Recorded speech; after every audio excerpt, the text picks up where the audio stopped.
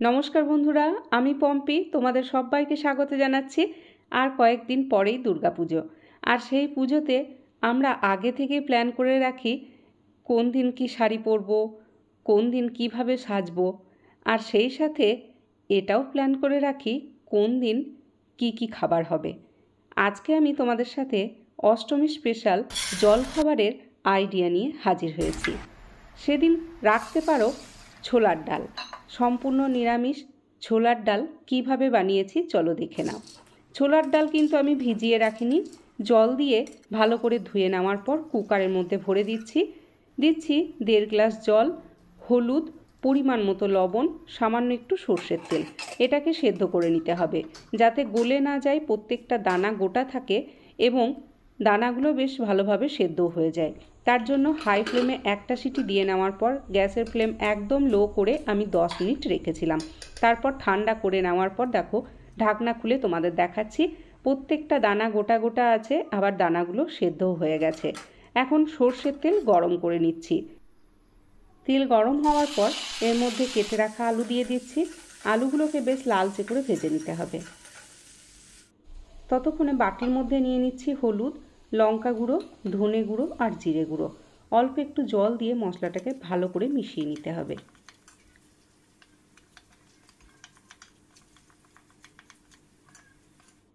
ততক্ষণে দেখো আলুগুলো বেশ লালচে করে ভেজে নেওয়া হয়ে গেছে, প্রায় সেদ্ধও হয়ে গেছে। তেল থেকে ছেঁকে তুলে নিচ্ছি।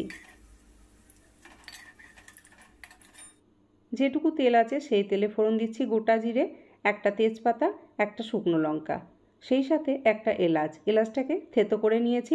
দিচ্ছি গ্রেট করা আদা, এরপর দিচ্ছি হিংটা দেওয়ার সময় গ্যাসের ফ্লেম অবশ্যই লো রাখবে, আর হিংটা দেওয়ার সাথে সাথেই সেই জল দিয়ে মিশিয়ে রাখা মশলাটা দিয়ে দেবে, তাহলে হিংটা পুড়বে না।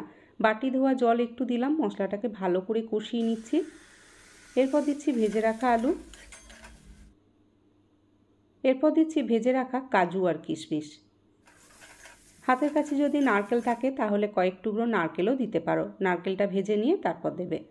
একটু নাড়াচাড়া করে নেওয়ার পর সেদ্ধ করে রাখা ছোলার ডাল দিলাম। দিচ্ছি পরিমাণ মতো জল। ছোলার ডাল পাতলা হলে খেতে ভালো লাগবে না, তাই জলের পরিমাণটা বুঝে দেবে। ডাল সেদ্ধ করার সময় লবণ দিয়েছিলাম, এখন অল্প একটু লবণ দিলাম আর 1 চামচ চিনি দিলাম। ছোলার ডালে চিনি দিলে তবেই খেতে ভালো লাগে। সবশেষে একটু ভাজা মশলার গুঁড়ো দিলাম। নাড়াচাড়া করে নামিয়ে নিচ্ছি ছোলার ডাল। ছোলার ডালের পরিবর্তে নিরামিষ ঘুগনি করতে পারো বা পুর ভরা আলুর দমও করতে পারো। সেই রেসিপি আমার চ্যানেলে দেওয়া আছে, তোমরা চাইলে দেখে নিতে পারো।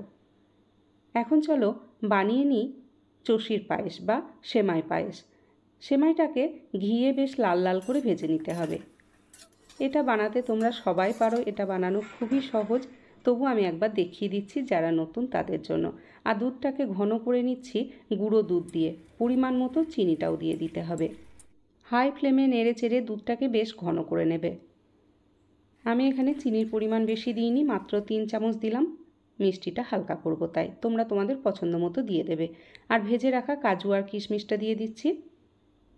ভালো করে ঘন হয়ে যাওয়ার পর দিতে হবে ভেজে রাখা সেমাই দেওয়ার সাথে সাথেই গ্যাসের ফ্লেমটা অফ করে দেবে, নইলে কিন্তু সেমাইটা একদম গলে যাবে।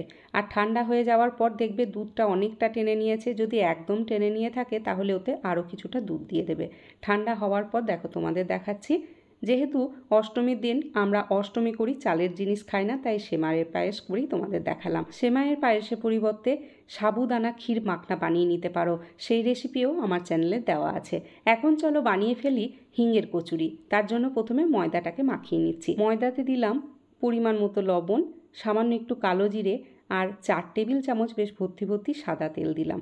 লুচির ক্ষেত্রে তেলের পরিমাণটা কম লাগে, কিন্তু যেহেতু কচুরি তাই তেলের পরিমাণটা একটু বেশি লাগবে, তাহলে কচুরিগুলো খুবই খাস্তা হবে। ভালোভাবে ঠেসে ঠেসে মাখিয়ে নেওয়ার পর আরও একটু তেলের মধ্যে লাগিয়ে নিচ্ছি। এরপর ঢাকা দিয়ে এটাকে কিছুক্ষণ রেস্টে রাখবো। ততক্ষণে চলো একটা ভাজা মশলা বানিয়ে নিই। জিরে, মৌরি আর শুকনো লঙ্কা কম আছে ভেজে নেওয়ার পর গুঁড়ো করে নিতে হবে, মিহি গুঁড়ো করার দরকার নেই। বাটির মধ্যে নিচ্ছি ছোলার ছাতুর পরিবর্তে বেসনও নিতে পারো। তাতে সেই গুঁড়ো মশলা দিচ্ছি 1 চামচ, দেখো মিহি গুঁড়ো করিনি। দিচ্ছি পরিমাণ মতো লবণ, 1 চামচ চিনি আর দিচ্ছি হিঙের কচুরি তাই হিং তো দিতেই হবে, 1 চামচ হিং দিলাম। দিচ্ছি 1 চামচ সর্ষের তেল।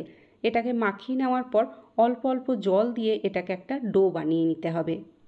একবারে কিন্তু বেশি জল দিয়ে দিও না, নরম হয়ে গেলে খুব মুশকিল হয়ে যাবে। দেখো অল্প অল্প জল দিয়ে এটাকে এরকম ডো বানিয়ে নিয়েছি। হিঙের কচুরির পুর একদম রেডি। এখন এই পুরটাকে ছোট ছোট করে লেচি কেটে এটাকে গোল গোল করে বলের মতো বানিয়ে নিলাম। ততক্ষণে ময়দাটা আমার বেশ কিছুক্ষণ রেস্টে রাখা হয়ে গেছে। আবারও হাত দিয়ে এটাকে ভালো করে ঠেসে নেওয়ার পর লেচি কেটে নিতে হবে। লেচি কিন্তু লুচির থেকে একটু বড় করে কাটবে। লেচিগুলোকে কেটে নেওয়ার পর হাত দিয়ে গোল করে ঘুরিয়ে নিয়ে একটা বাটির মতো তৈরি করে নিচ্ছি। সেই বাটির মধ্যে পুরটাকে ভরে দিতে হবে আর মুখটাকে খুব ভালো করে বন্ধ করে নিতে হবে। তারপর ঘুরিয়ে নিলাম আবারও। এখন এটাকে বেলে নেব। বেলে নেওয়ার আগে 2 হাত দিয়ে একটু চেপে চেপে চ্যাপ্টা মতো করে নেবে। যেহেতু ময়দা মাখানোর সময় অনেকটা তেল দিয়েছি তো, তাই বেলার সময় আর তেল লাগেনি। এখন এটাকে ভেজে নেব। ভাজার সময় খেয়াল রাখবে তেলটাকে হাই ফ্লেমে গরম করে নেওয়ার পর গ্যাসের ফ্লেমটাকে মিডিয়াম রাখবে, তাহলে দেখবে প্রত্যেকটা কচুরি ফুলছে। অষ্টমীর দিন সকালে জলখাবারে হিঙের কচুরির পরিবর্তে রাধাবল্লভীও রাখতে পারো। সেই রেসিপি আমার চ্যানেলে দেওয়া আছে, তোমরা চাইলে একবার দেখে নিও। আজকের ভিডিওটি শেষ পর্যন্ত দেখার জন্য তোমাদের জানাই অনেক ধন্যবাদ। তোমরা সবাই খুব ভালো থেকো।